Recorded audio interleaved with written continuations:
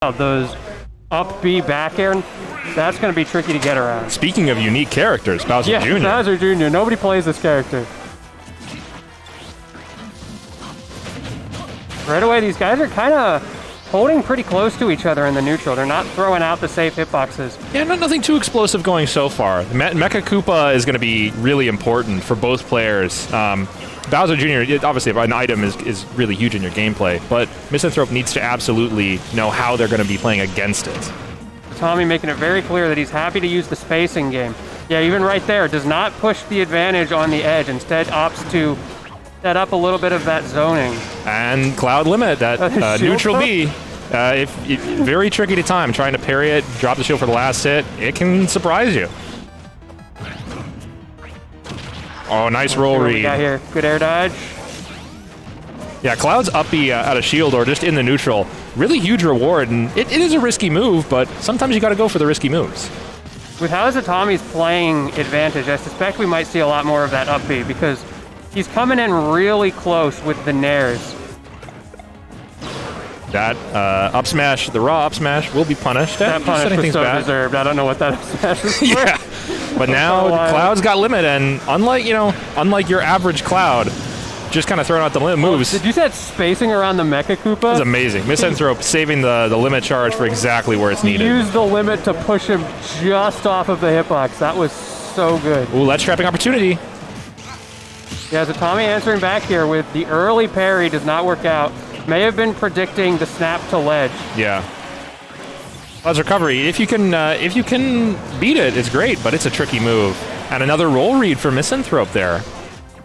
It took until he got to 170 to kill him. That was really late. That's very surprising. Yeah, Bowser Jr., he's got the body armor on his clown cart, but then he takes a little extra damage from if you headshot him. Yeah. So he's a little bit of a goofy guy. All you Counter-Strike players here want headshots to work with.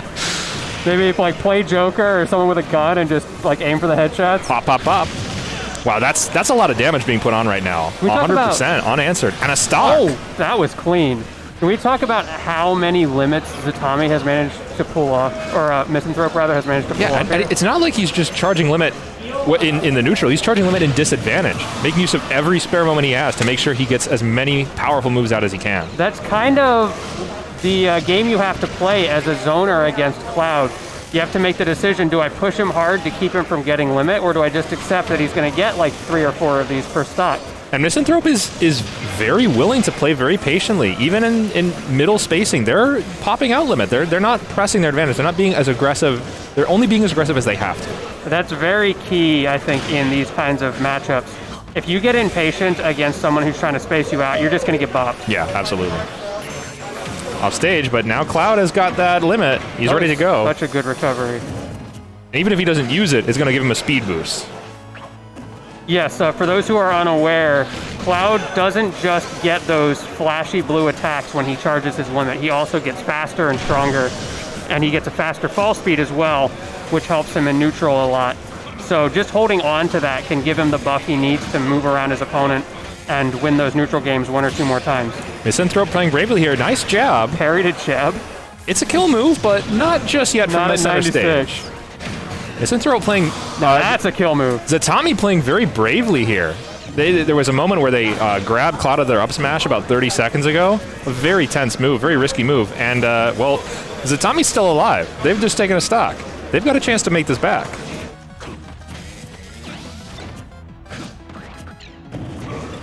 Bit of item play, and Misanthrope willing to stay patient. Yeah, I like the pressure with the Mecha Koopa, but Misanthrope's just not letting it get through to him.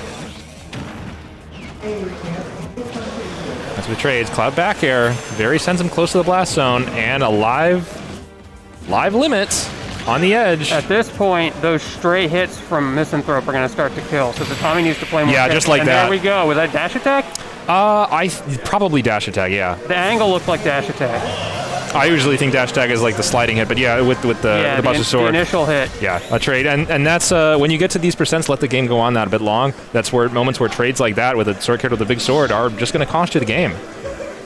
So but a good performance from Zetami. Yeah, if you're Zetami here, what changes are you thinking about for Game 2? PS2 is already a pretty big stage. Clearly, Cloud's a character that you can zone out.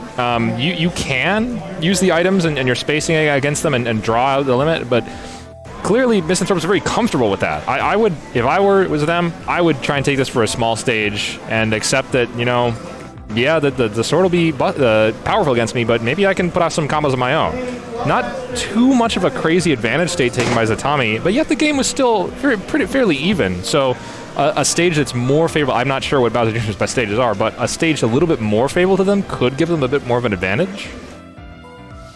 I wonder if they may go for Smashville or Hollow Bastion to try to control that center platform. Yeah. Because if you've got lingering projectiles and items to play with, kind of like what Snake does, where he just puts his C4 on the center and keeps you from using the platform for the whole game. It doesn't really matter how many limits Cloud gets if he's just going to stand far away from you every time. Exactly. The Blade Beam can only do so much.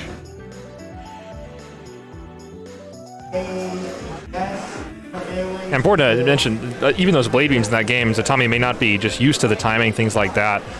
There was a couple of Blade Beams into shield that they did get clapped by. So, not so much reason to fear Cloud's ranged game too much. With a little bit of adjustment, a little bit of better play, Zetami will be completely immune to it. Yeah, this feels very doable either way for these players. I'm not ready to call this set by any means. Oh, not at all. Sometimes in these early pool sets you can see a landslide like we did that first round, but this is looking a lot closer. Yeah, going into small battlefield, a smaller stage, no center platform, but perhaps Zetami is confident in their work off these other platforms to give them extension. And already I think the pressure being put on is so different. A lot of clown cart usage right away. It's a lot easier on this stage as well, even though it's the same platform layout with the two platforms. The size is so much bigger, so you don't have to be in as precise of positionings to be able to take advantage of them. Already we see the limit out. We see the limit out, but Cloud's not got a dominant position in this game. No punish on that up B. Wow. The mental switch here from Zetami is huge. They're playing completely different to how they played in game one. Another thing to note here is that Cloud only has 15 seconds to exhaust that limit, so you're going to see him throwing it out a lot, even if it looks like there's not much point to it. That bait with the clown cart is just amazing. That's the first up B that Misanthrope has taken the whole game, and it's been about a minute so far, and percentages are pretty even, both players at kill percent. That's the difference between this game and the last game. Oh no, an SD. That was unfortunate. And that mental switch that Zetami needs, that could have ended it. That was so close. See that back air coming out? Yeah, that was very close to taking things. Misanthrope knows he's at kill percent here. Look how carefully he's playing. All these dash backs, which we weren't seeing before. It's a great mix-up from him. Now that he's at kill percent when it really matters, he's throwing in these dash backs, staying catching patient. Zetami off guard. Misses a dash attack.